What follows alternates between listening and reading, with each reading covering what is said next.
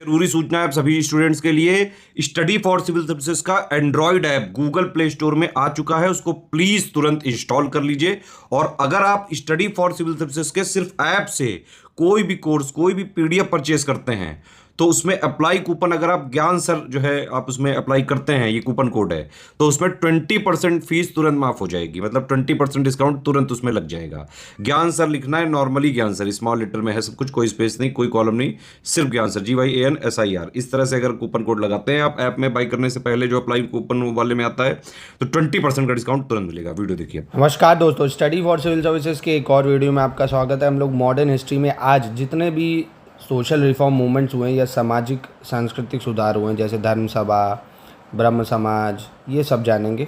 काफ़ी ज़्यादा इंपॉर्टेंट है प्रीलिम्स के लिए आपके। तो स्टडी फॉर सिविल सर्विसेज के लगातार ऐसे इनिशिएटिव को आप फॉलो करके आप UPPSC का प्रीलिम्स का क्रैश कोर्स ज्वाइन करके अभी भी एकदम तैयारी में कोई कमी रही है तो आप एकदम शॉर्ट्स फॉर्म में हर चीज़ पढ़ के जो प्रीलिम्स ओरिएंटेड मटेरियल है आराम से आप क्रैक कर सकते हैं RO और UPPSC। तो सबसे पहले बात कर लेते हैं राजा राम मोहन राय की। इनके बारे में कभी तो आपने सुना ही होगा स्कूल में। इनके बारे में जो आपको याद रखना है, पहली चीज़, इनको भारतीय पुनर्जागरण का जनक भी कहा जाता है। इंग्लिश में कहें तो फादर ऑफ इंडियन रेनेसा। क्या बोलते हैं? फादर ऑफ इंडियन रेनेसा या भारतीय पुनर्जागरण का जनक। दूसरा, इनको बोला जाता है आधुनिक भारत का निर्माता भी बोलते हैं। क्या बोलते हैं? आधुनिक भारत का निर्माता या मेकर ऑफ मॉडर्न इंडिया। क्या बोलते हैं? Maker of modern India. अब इन्होंने देखिए बहुत सारे सुधार समाज में करे। एक तो पहली चीज़ तो ये मोनोथीस्ट थे। मोनोथीस्ट का मतलब एक ईश्वरवाद। एक ईश्वरवाद का मतलब क्या है, इसको आगे समझेंगे। पहले आप एक चीज़ और नोट करिए। 1814 में इन्होंने आत्मीय सभा की स्थापना की थी। किसकी? आत्मीय सभा। हिंदी इंग्लिश दोनों में इसको यही बोलते हैं, आत्मीय सभा की स्थापना करी थी। और 1828 में इन्होंने ब्रह्म सभा का गठन किया था। कब करा था? 1828 में ब्रह्म सभा, जो कि बाद में बना क्या? ब्रह्म समाज। बाद में यही ब्रह्म सभा ब्रह्म समाज बना। अब ये था क्या ब्रह्म समाज, इसको समझिए। देखिए, ब्रह्म समाज जो था, इनका मेन मोटो था, ये कहते थे ईश्वर जो है वो निर्गुण है, निराकार है। निर्गुण निराकार मतलब उसका कोई आकार नहीं है। ईश्वर जन्म नहीं लेता। इनका कहना था ईश्वर जो है वो जन्म नहीं लेता है। ईश्वर जो परमात्मा है वो जन्म नहीं लेगा, वो हर जगह विद्यमान है। इसलिए मूर्ति पूजा के विरोध में रहते थे। ये मूर्ति पूजा का ब्रह्म समाज जो है वो विरोध करता था। सिर्फ और सिर्फ कहता था हाँ वेदों को पढ़ लो, ठीक है, पर ये जो कर्मकांड है, वैदिक कर्मकांड नहीं है, वो गलत है। ये कर्मकांडों को जो है, जो ईश्वर के लिए नहीं, यज्ञ वगैरह, ये सब उनके विरोध में रहते थे। और इनका मतलब सिर्फ और सिर्फ परमात्मा में विश्वास करो, बस यही कहते थे। वेद उपनिषद में विश्वास रख लो। ये मूर्ति पूजा में विश्वास बिल्कुल नहीं रखते थे। ईश्वर सर्वव्यापी है ये मानते थे। दूसरा महत्वपूर्ण चीज़ ये है कि इन्होंने सती प्रथा के लिए बहुत काम किया है। सती प्रथा के लिए, तो सती प्रथा उन्मूलन जो हुआ, सती प्रथा हटाने में इनका बहुत बड़ा योगदान रहा है। किसका? राजा राम मोहन राय का। इन्हीं की वजह से 1829 में कौन? Lord William Bentinck. नाम याद रखना, लॉर्ड विलियम बेंटिक, जो गवर्नर जनरल था उस टाइम। उसने क्या करा था? लॉर्ड विलियम बेंटिक ने एक एंटी सती कानून पास करा था, जिसमें सती प्रथा जो फॉलो करेगा वो गैर कानूनी हो गया था। क्या था? गैर कानूनी, मतलब जेल होगी। तो सती मूवमेंट हटाने के लिए इनको काफ़ी ज़्यादा क्रेडिट जाता है। सती प्रथा के विरोध में इन्होंने बहुत काम करा था। महिला शिक्षा में, विधवा पुनर्विवाह वगैरह में, मतलब समाज में जितनी कुरीतियाँ उनको हटाने के लिए इनका बहुत बड़ा योगदान रहता है। और इनको दिक्कत मतलब ब्रह्म समाज की ये आती है कि 1833 में, कब? 1833 में इनकी मृत्यु हो जाती है। पूछता है कहाँ पे मृत्यु होती है? इंग्लैंड में। इंग्लैंड में ब्रिस्टल है, जो ब्रिस्टल, वहाँ पे इनकी मृत्यु हो जाती है। उसके बाद से ब्रह्म समाज जो है इनके थोड़ा पीछे हो जाता है काफ़ी, इनकी मृत्यु के बाद। तो आपको ये डेट याद रखनी है, 1833 में इनकी मृत्यु होती है और 1829 में लॉर्ड विलियम बेंटिक जो है वो सती प्रथा को गैर कानूनी घोषित करता है, एंटी सती कानून पास करता है। और ब्रह्म सभा का गठन याद रखना है, आत्मीय सभा का गठन याद रखना है। ब्रह्म समाज का मोटो क्या था? मूर्ति पूजा के खिलाफ थे। ईश्वर जो है वो निर्गुण निराकार है, परमेश्वर सिर्फ एक है, हर जगह विद्यमान है, बस ये सब मानते थे। ठीक है। अब इनकी मृत्यु के बाद जो इम्पोर्टेंट है वो ये कि जो आपके देवेंद्रनाथ टैगोर हैं, देवेंद्रनाथ टैगोर रविन्द्रनाथ टैगोर के जो पिता थे, वो ब्रह्म समाज को ज्वाइन करते हैं 1842 में। तो 1842 में ब्रह्म समाज में सम्मिलित होते हैं देवेंद्रनाथ टैगोर। इससे पहले, ब्रह्म समाज को ज्वाइन करने से पहले 1839 में जब तत्वबोधिनी सभा बनती है, आपको याद रखना तत्वबोधिनी सभा का गठन कब हुआ था? 1839 में। तो पहले वो तत्वबोधिनी सभा के सदस्य थे, उसके बाद ये ज्वाइन करते हैं ब्रह्म समाज को 1842 में और उन्हीं काम को आगे बढ़ाते हैं, जैसे विधवा पुनर्विवाह है, स्त्रियों की शिक्षा के लिए काम करना है और समाज में जो कुरीतियाँ हैं उनको ख़त्म करने के लिए ये काम करते हैं। अब फिर देखिए केशव चंद्र सेन आते हैं इनके बाद, मतलब देवेंद्रनाथ टैगोर 1858 में जब ये ज्वाइन करते तो इनको आचार्य बनाते हैं ब्रह्म समाज का। किसको? केशव चंद्र सेन को आचार्य बनाते हैं। अब पहले अभी जो ब्रह्म समाज थी ये सिर्फ बंगाल में ही थी भाई। अब ये केशव चंद्र सेन जो है बंगाल से बाहर यानी बम्बई, मद्रास, वहाँ भी ब्रह्म समाज की शाखाएं खोलते हैं। ठीक है, शाखाएं खोली जाती हैं किसके द्वारा? याद रखिएगा, केशव चंद्र सेन के द्वारा। और इन्होंने कब ज्वाइन करा था ब्रह्म समाज को? 1858 में। अब इनके साथ मोह मोह हो जाता है, मतलब एक घटना हो जाती है इनके साथ। क्या घटना होती है? मतलब बाल विवाह के खिलाफ ये समाज चल रहा है। इनका जो उद्देश्य था बाल विवाह के खिलाफ था, और ये खुद ही अपनी बेटी की शादी एक राजा के बेटे से कर देते हैं, तो इसलिए इनको निष्कासित कर दिया जाता है। और 1866 में ये क्या करते हैं? एक नया समाज का गठन करते हैं, भारतीय ब्रह्म समाज। ये आपको याद रखना है, भारतीय ब्रह्म समाज या इंडियन ब्रह्म समाज, ऐसे भी आपसे एग्जाम में पूछता है। भारतीय ब्रह्म समाज की स्थापना किसने की? तो आप ये ना बता देना कि भारतीय ब्रह्म समाज की स्थापना भैया राजा राम मोहन राय ने। नहीं, भारतीय ब्रह्म समाज की जो स्थापना अगर पूछेगा तो केशव चंद्र सेन बताओगे आप। सिर्फ ब्रह्म सभा समाज पूछेगा तब आप बताओगे राजा राम मोहन राय। ठीक है। और दूसरा दोस्तों जो आपको याद रखना है वो ये कि जो देवेंद्रनाथ टैगोर है, जब भाई देवेंद्रनाथ टैगोर का जो बनेगा वो है आदि ब्रह्म समाज। इसकी एक बार क्रोनोलॉजी अब ये समझ लीजिए। पहले देखिए ब्रह्म सभा बना, ध्यान से समझिएगा, ब्रह्म सभा बनाया था राजा राम मोहन राय ने। अब ब्रह्म सभा से भैया देवेंद्रनाथ टैगोर जब आए, केशव चंद्र सेन भी शामिल हुए, इन दोनों में मतभेद हुआ तो इन दोनों ने अपने अपने ब्रह्म सभा को अलग कर लिया। इन्होंने बनाया भारतीय ब्रह्म सभा, इन्होंने क्या बनाया? भारतीय ब्रह्म सभा बना ली। और जो देवेंद्रनाथ टैगोर है उन्होंने बना ली आदि ब्रह्म सभा। ये लोग खुद ही अलग हो गए, आदि ब्रह्म सभा अलग अलग बनाया। अब केशव चंद्र सेन ने एक गलती कर दी भैया 1800 मतलब इसके बाद 78 में अपनी 13 साल की बेटी की शादी राजा से कर देते हैं, तो ये खुद ही भैया इनके फॉलोअर नाराज़ हो जाते हैं। तो ये फिर अपना एक नया समाज बनाते हैं, साधारण ब्रह्म समाज। क्या बनाते हैं?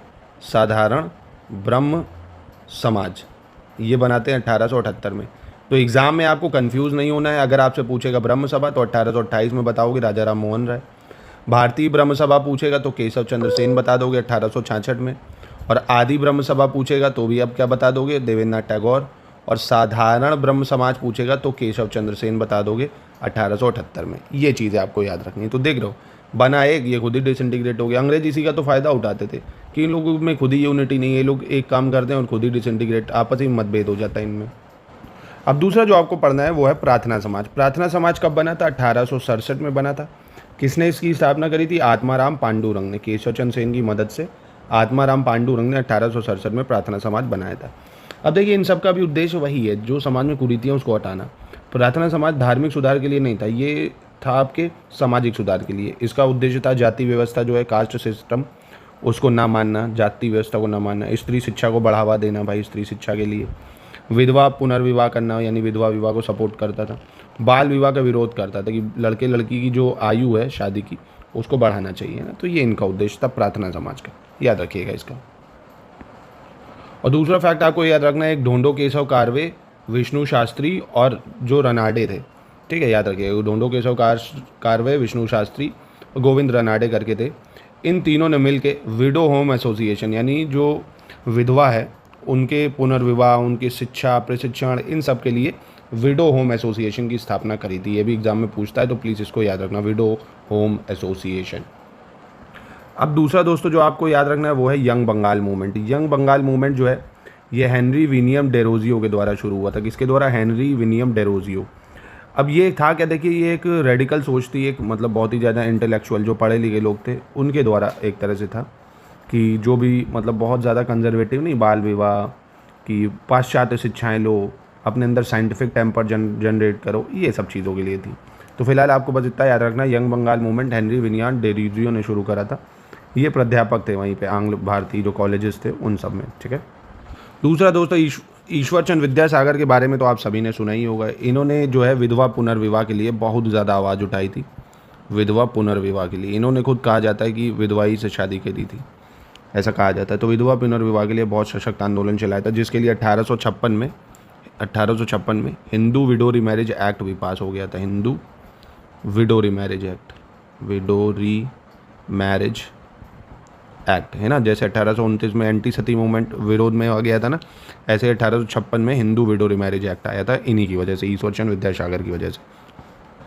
अब सत्यशोधक समाज में आपको याद रखना है कि ज्योतिबा फुले पहली चीज़ इसके संस्थापक थे, सत्यशोधक समाज 1873 में, और ये कास्ट मूवमेंट था, है ना। कैसा था? Caste movement. क्यों? क्योंकि ज्योतिबा फुले जो थे ये माली जाति से थे। किससे थे? माली जाति से।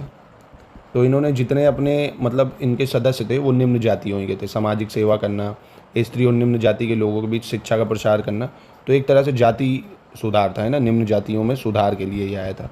इसको याद रखना, कास्ट मूवमेंट एक तरह से कह सकते हो आप इसको। और इन्होंने बहुत फेमस एक ज्योतिबा फुले ने किताब लिखी है गुलामगिरी, जो एग्ज़ाम में कई बार पूछी गई है कि गुलामगिरी का लेखक कौन है। तो गुलामगिरी का लेखक जो है वो ज्योतिबा फुले हैं। कौन है? ज्योतिबा फुले, ठीक है। वही ब्राह्मणों के डोमिनेंस को ख़त्म करने के लिए ब्राह्मणों के खिलाफ इन लोगों ने एक वो चलाया था कि निम्न जातियों को सारे अधिकार मिले, शिक्षा मिले। तो आपको बस इतना याद रखना है, ये समय ज्योतिबा फुले और ये गुलामगिरी किताब एंटी कास्ट मूवमेंट या जातियों के लिए चलाया गया था। ये खुद माली जाति से थे। अब दोस्तों दूसरा नाम आपको याद रखना वो ये कि गोपाला जो हारी थे, गोपाल हरि देशमुख या लोकतिवादी। गोपाल हरि देशमुख, लोकतिवादी। पहली चीज़, देशमुख वगैरह ये महाराष्ट्र में होते हैं, तो ये भी महाराष्ट्र के ही थे। महाराष्ट्र के बहुत बड़े समाज सुधारक थे ये महाराष्ट्र में। ये एक साप्ताहिक पत्रिका भी लिखते थे। साप्ताहिक पत्रिका जो वीकली आती है, साप्ताहिक पत्रिका, एक सेकेंड, साप्ताहिक पत्रिका लिखते थे। क्या नाम था उसका? प्रभाकर। प्रभाकर साप्ताहिक पत्रिका लिखते थे। तो याद रखिए, एग्जाम में पूछता लोक हितवादी के नाम से कौन जाना जाता था, तो गोपाला हरि देशमुख को जाना जाता था, जो साप्ताहिक पत्रिका प्रभाकर लिखते थे, ठीक है। और भी कई जो पत्र हैं वो लिखते थे, जैसे हितचू नामक साप्ताहिक पत्रिका भी लिखते थे। ये भी लिख लो, अब एग्जाम में पूछ सकता है। हितेचू, कौन सी? हितेचू पत्रिका, ठीक है। और फिर ज्ञान प्रकाश, ज्ञान प्रकाश है आपका, इंदु प्रकाश है, ये सब इनके न्यूज़पेपर थे एक तरह से। ज्ञान प्रकाश, इंदु प्रकाश, ये सब न्यूज़पेपर थे जो ये लिखते थे ना, एक तरह से पीरियोडिकल, मतलब कुछ कुछ समय में, हफ्ते में। तो ये याद रखना, अगर प्रभाकर, हितेचू, क्या क्या पूछता है आपसे, लोकहितवादी तो गोपाल हरि देशमुख बताओगे, महाराष्ट्र से समाज सुधारक थे। साप्ताहिक पत्रिका प्रभाकर, हितेचू, ज्ञान प्रकाश, इंदु प्रकाश, ये सब लोकहितवादी या गोपाल हरि देशमुख द्वारा लिखी जाती थी।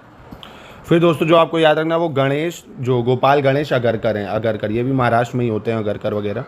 ये जो लोकमान्य तिलक का अखबार था केसरी, उसके प्रथम संपादक थे गोपाल गणेश अगारकर। याद रखना, केसरी के प्रथम संपादक पूछेगा तो गोपाल गणेश अगारकर बताओगे। बाद में इन्होंने अपना एक पीरियोडिकल लिखा जो कुछ कुछ समय में लिखते थे, हफ्ते 10 दिन, तो हर एक पीरियड में आता था, सुधारक। तो पूछ सकता है सुधारक के लेखक कौन थे, तो गोपाल गणेश अगारकर। कौन थे सुधारक के लेखक? गोपाल गणेश अगारकर। फिर दोस्तों सर्वेंट ऑफ इंडिया सोसाइटी बहुत ही ज़्यादा फेमस है। इसके जो लेख मतलब फाउंडर थे, जो कौन थे, इसकी स्थापना किसने करी थी? गोपाल कृष्ण गोखले ने, है ना, जो गांधी जी के गुरु भी माने जाते हैं। गोपाल कृष्ण गोखले ने इसकी शुरुआत करी थी। किसकी? Servant of India society. कब? 1905 में, ये भी याद रखना। अब इसका नाम ही से पता चल रहा है सर्वेंट ऑफ इंडिया सोसाइटी, तो मतलब जो भी देश सेवा के कार्य हैं वो संवैधानिक तरीके से हो, उसके लिए इसको बनाया गया था। लोगों को प्रोत्साहित करें कि देश सेवा संवैधानिक तरीके से हो, किसी तरह से आप वायलेंस वगैरह ना करें। अब इन्हीं सब आइडियल्स को, मतलब इनके जो उद्देश्य हैं उनको समाज में फैलाने के लिए एक हितवाद प्रकाशन शुरू करा गया था। हितवाद, याद रखना, हितवाद प्रकाशन किसके द्वारा शुरू करा गया था? तो आप बता सकते हो सर्वेंट ऑफ इंडिया सोसाइटी है गोपाल कृष्ण गोखले के द्वारा 1911 में शुरू करा गया था हितवाद प्रकाशन।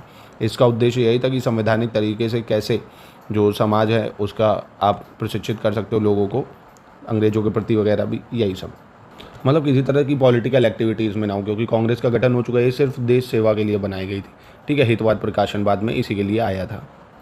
फिर बहुत इंपॉर्टेंट एक और आता है आपका social service league. Social service league जो है इसको नारायण मल्हार जोशी ने बम्बई में बनाया था। किसने? एक सेकेंड, नारायण मल्हार जोशी जी के द्वारा इसकी स्थापना करी गई थी। कहाँ पे? बम्बई में। बम्बई में इसकी स्थापना करी गई थी नारायण मल्हार जोशी जी के द्वारा। अब इसका भी नाम, जैसे कि ये सोशल सर्विस लीग, तो नाम से ही पता चल रहा है कि इनका उद्देश्य यही था कि लोगों को जो जीवन है, कार्य है, उनकी कार्यशैली वगैरह को और बेहतर दिशाएं दें, है ना, अच्छे ढंग से जीवन जिए, लोगों के लिए स्कूल खुलवाए, पुस्तकालय, ये सब चीज़ें। मतलब समाज में जो आज आप करते हो ना सोशल सर्विस, हर चीज़ जो अवेलेबल कराना, शिक्षा, खाना पानी, अच्छे ढंग से जीवन बिताए, उस लिए इसको शुरू करा गया था नारायण मल्हार जोशी द्वारा। आपसे यही पूछता है कि सोशल सर्विस लीग और सर्वेंट ऑफ इंडिया सोसाइटी, ये सब मैचिंग में पूछ लेगा, प्रीलिम्स में बस यही पूछता है, ठीक है। तो किसने करी थी? नारायण मल्हार जोशी। अब एक और इम्पॉर्टेंट चीज़ है, नारायण मल्हार जोशी जी के द्वारा ही 1920 में बाद में अखिल भारतीय ट्रेड यूनियन कांग्रेस, नहीं था AITUC, Akhil Bharatiya trade union Congress, all India trade union Congress, इसकी भी स्थापना इन्हीं के द्वारा करी जाएगी। किनके द्वारा? नारायण मल्हार जोशी के द्वारा 1920 में। ठीक है, तो ये भी फैक्ट याद कर सकते हो आप, बहुत इंपॉर्टेंट। अब बात करते हैं स्वामी विवेकानंद की। इससे क्या एग्जाम में आता है? तो सबसे पहले इनका जन्म एग्जाम के लिए इंपॉर्टेंट है, पूछता है कि स्वामी विवेकानंद का जन्म कब हुआ, तो 1862 में हुआ। और ये शिष्य थे रामकृष्ण परमहंस के, जिन्होंने परमहंस मठ की स्थापना करी थी कलकत्ता में। तो ये रामकृष्ण परमहंस के शिष्य थे, उन्हीं की शिक्षाओं का इन्होंने प्रचार प्रसार करा था। किसके द्वारा? 1897 में इन्होंने बनाया रामकृष्ण मिशन। क्या बनाया? रामकृष्ण मिशन। अब इनकी जो बुद्धि थी, जो ये सोचते थे, इनका ये मानना था, क्या मानना था कि जो ईश्वर है, पहली चीज़ तो ये मूर्ति पूजा का सपोर्ट करते थे। जिसको मूर्ति पूजा को ब्रह्म समाज नहीं मानता था, ये मानते थे मूर्ति पूजा को। दूसरा, इनका ये कहना था नर सेवा ही नारायण सेवा है। नर सेवा ही नारायण सेवा है। मतलब अगर आप किसी जीव की सेवा करते हो, किसी इंसान की सेवा करते हो, उसकी ज़रूरत पूरा करते हो, तो अपने आप भगवान की पूजा हो रही है ना। एक दूसरे की मदद करनी चाहिए समाज में। इनका ये मानना था कि कर्म को करना चाहिए, ज्ञान निरर्थक है बिना कर्म के।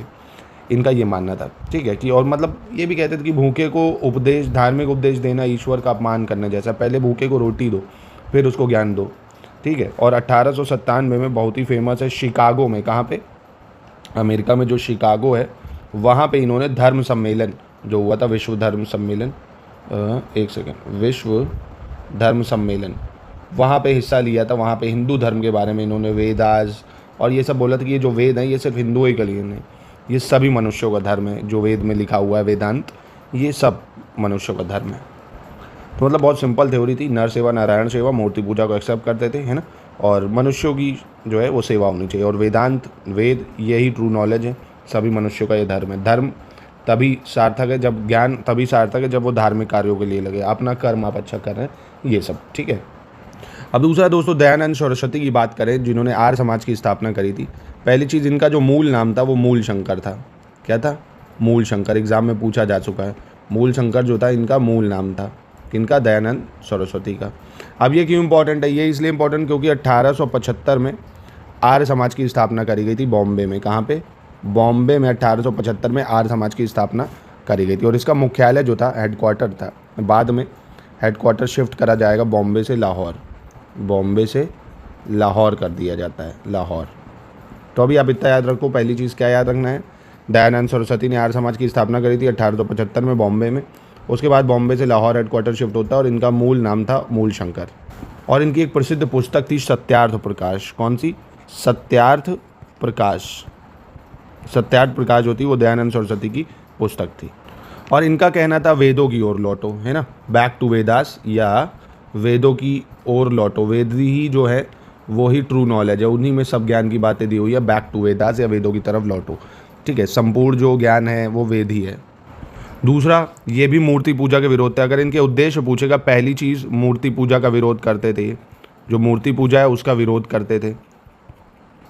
दूसरा, अवतारवाद में नहीं मानते थे। अवतारवाद की ईश्वर जन्म लेता है वो नहीं मानते थे। अब जब मूर्ति पूजा में नहीं मानते तो तीर्थ यात्रा में भी नहीं मानते थे कि ये तीर्थ यात्रा वगैरह जो होती है ये भी नहीं मानते थे। जन्म पुनर्जन्म ये भी नहीं मानते थे कि किसी का जन्म और पुनर्जन्म होता है भैया, है ना। ये जो पुनर्जन्म है, एक सेकेंड, पुनर्जन्म वगैरह में भी नहीं विश्वास था इनको। बहुत ही बेसिक थ्योरी है। देखो, वेदों की ओर लौटो कहते थे, मूर्ति पूजा का विरोध करते थे, अवतारवाद का विरोध करते थे, तीर्थ यात्रा का विरोध करते थे, जन्म पुनर्जन्म का विरोध करते थे। स्त्रियों की शिक्षा के लिए यहाँ काम करते थे कि स्त्रियों को क्या हो, शिक्षा मिले। स्त्रियों को, क्या लिख रहा हूँ, एक सेकेंड, स्त्रियों की जो शिक्षा है, सॉरी दोस्तों कभी कभी हो जाता है, स्त्रियों की शिक्षा को बढ़ावा देने के लिए इन्होंने काम किया। मतलब समाज में वही जो कुरीतियाँ है, बाल विवाह बंद हो, स्त्रियों को शिक्षा मिले, विधवा विवाह वगैरह हो, सतीवती तो ख़त्म ही हो चुकी है अब, है ना। तो ये सब चीज़ें, ठीक है। आडंबरपूर्ण जो कर्मकांड है वो नहीं होने चाहिए, ये मानना था आर्य समाज का। बस आपको इतने ये याद रखने हैं एग्ज़ाम के लिए। अब चलिए PYQ दिखाता हूँ आपको। PYQ अटेम्प्ट करना है। भारतीय ब्रह्म समाज का संस्थापक कौन है? भारतीय ब्रह्म समाज का देवेंद्रनाथ टैगोर, ईश्वर चंद्र विद्यासागर, केशव चंद्र सेन या राजा राम मोहन राय। कमेंट बॉक्स में इसके आंसर दीजिएगा दोस्तों।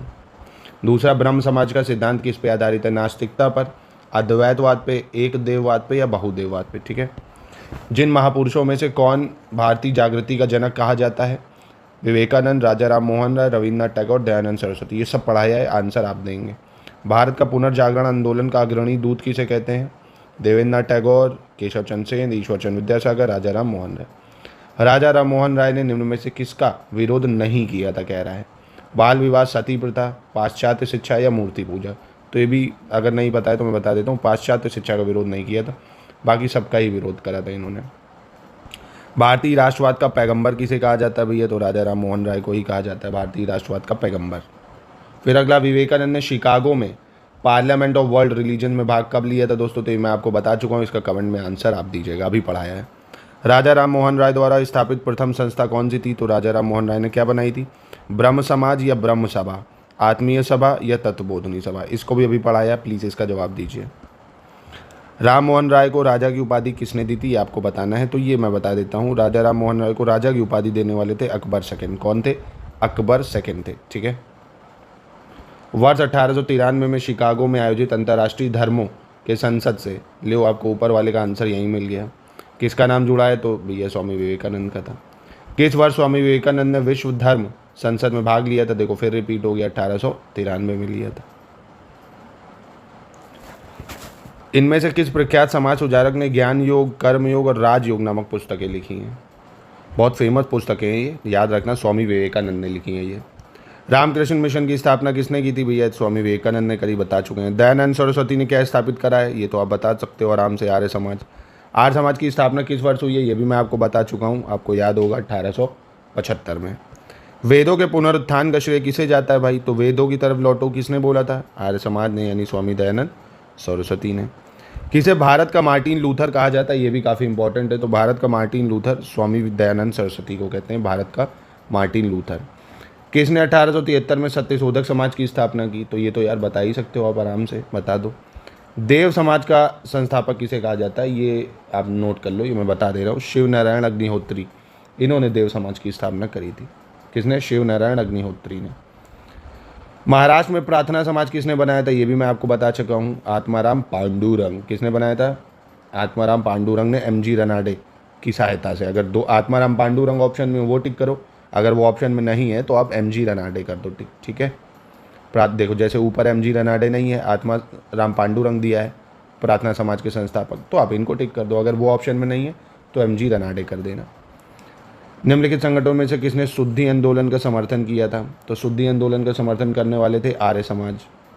सत्यार्थ प्रकाश की रचना किसने की है? ये मैं आपको अभी बता चुका हूँ, स्वामी दयानंद सरस्वती ने करी है। अगला देखिए, गुलामगिरी का लेखक कौन है? ये भी मैं आपको बता चुका हूँ ना, कमेंट में बता सकते हो क्या? ज्योतिबा फुले। सत्यशोधक आंदोलन किसने चलाया था भैया? ज्योतिबा राव फुले ने चलाया था। वह बंगाली नेता कौन था जिसने सामाजिक धार्मिक सुधारों का विरोध किया और रूढ़िवादिता का समर्थन किया था? इसने कौन था भाई? राधाकांत देव, नेमी साधन बोस, हेमचंद्र बिस्वा या हेमचंद्र डे? तो ये राधाकांत देव थे, इन्होंने धर्म सभा बनाई थी, धर्म सभा ब्रह्म सभा के अपोज में, कि इन्होंने धार्मिक सुधारों का विरोध ही कर दिया कि ये तुम गलत कर रहे हो। राधा स्वामी सत्संग के संस्थापक कौन है भाई? तो ये नोट कर लो अगर नहीं है, शिव दयाल साहब। राधा स्वामी सत्संग के संस्थापक शिव दयाल साहब। लोक हितवादी उपनाम से किसे जाना जाता है? ये मैं आपको बता चुका हूँ अभी, अगर आपको थोड़ा सा भी याद हो, गोपाल हरि देशमुख को। महाराष्ट्र में विधवा पुनर्विवाह अभियान का नेतृत्व किसने किया था दोस्तों? तो विष्णु परशुराम पंडित ने, या विष्णु परशुराम पंडित ने, ठीक है।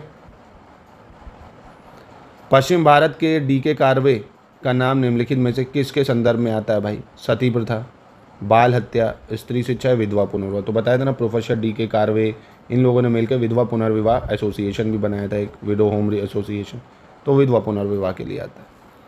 निम्नलिखित में से किसने प्रमुख रूप से विधवा पुनर्विवाह के लिए संघर्ष किया और उसे कानूनी रूप से वैध भी बनवाया? तो कौन थे? ईश्वर चंद्र विद्यासागर कह सकते हो आप इसमें, है ना। इन्हीं के लिए फिर जो विडो रीमैरिज एक्ट है वो पास हुआ था। 1843 के एक्ट 5 ने किस बात को गैर कानूनी बता दिया? तो ये गुलामी को ख़त्म करा था ना, लॉर्ड एलन ब्रो ने। इसी के टाइम स्लेवरी ख़त्म हुई थी 1843 में। किसने 1872 में नेटिव मैरिज एक्ट को पारित कराने में महत्वपूर्ण भूमिका निभाई थी? Native marriage act Devendranath Tagore, Ishwar Chandra Vidyasagar, Keshav Chandra Sen या श्यामचंद्र दास? तो ये थे केशव चंद्र सेन। कौन थे? केशव चंद्र सेन, जिन्होंने भारतीय ब्रह्म समाज बनाया था। बाल विवाह प्रथा को नियंत्रित करने के लिए 1872 के सिविल मैरिज एक्ट ने लड़कियों के विवाह की न्यूनतम आयु कितनी कर दी थी? तो लड़कियों की विवाह की न्यूनतम आयु 14 वर्ष कर दी गई थी। कितने वर्ष कर दी गई थी? 14 वर्ष। अब ऐसे ही ये बहुत सारे सवाल देखिए सेम ही है सब। इनमें से कौन सा सुमेलित नहीं है? जैसे राजा राम मोहन राय ब्रह्म समाज, Swami Dayanand Saraswati Arya Samaj, Swami Vivekanand Ramakrishna mission, Mahadev Govind Ranade theosophical society. तो थियोसॉफिकल सोसाइटी के बारे में मैं आपको बता देता हूँ। ये जैसे भारत में थियोसॉफिकल सोसाइटी की सफलता का कारण एनी बेसेंट को जाता है, तो यहाँ पे ये गलत हो जाएगा, यहाँ एनी बेसेंट होना चाहिए था, ठीक है। जैसे एक ये भी सवाल है, देखिए मैचिंग में कौन सा नहीं मैच है, theosophical society Annie Besant, Ramakrishna mission Ramakrishna Paramahamsa गलत हो जाएगा ये, क्योंकि ये तो स्वामी विवेकानंद ने करा था। आर्य समाज दयानंद सरस्वती, ब्रह्म समाज राजा राम मोहन राय। ऐसे ही ब्रह्म समाज, आर्य समाज, ब्रह्म समाज कहाँ शुरू हुआ था आपको ये दो तो पता ही होंगे भाई, और आर्य समाज कहाँ शुरू हुआ, जैसे आर्य समाज बॉम्बे से शुरू हुआ, कहाँ से शुरू हुआ, बॉम्बे से शुरू हुआ आपका, और ब्रह्म समाज कोलकाता बंगाल से शुरू हुआ। तो ए का 3 सी का 1 देख लो कहाँ दिख रहा है, ए का 3 सी का 1 ऑप्शन डी में दिख रहा है, ये हो गया सही इसका। क्योंकि मानव धर्म सभा जो है ये कहाँ से संबंधित है, मानव धर्म सभा ये सूरत से संबंधित थी, और नदवा उलामा लखनऊ हो जाएगा। अगला देखो फिर से कह रहा कौन सा एक सही सुमेलित है, भारतीय ब्रह्म समाज राजा राम मोहन राय गलत है, तत्वबोधिनी सभा केशव चंद्र सेन ये भी गलत है, सत्य शोधक समाज देवेंद्र टैगोर ये भी गलत है, the servant of India society Gopal Krishna Gokhale ये सही हो जाएगा। फिर है सर्वेंट ऑफ इंडिया सोसाइटी की स्थापना किसने की थी, तो अभी बताया गोपाल कृष्ण गोखले ने की थी, है ना। तो प्लीज़ इसको लगाइए, ये देखिए ये फिर वही आ गया, एक ही चीज़ है बार बार। अब तो क्लियर हो गया, अब चाहे जैसा सवाल पूछ ले कर ले जाओगे। तो यहीं पे करते हैं प्रस्थान। आई होप आपको वीडियो इनिशिएटिव अच्छा लग रहा होगा कि पहले फैक्ट्स पढ़ लो, कॉन्सेप्ट पढ़ लो, फिर उसी के PYQ लगा लो, ठीक है। चलिए मिलते हैं नेक्स्ट वीडियो में।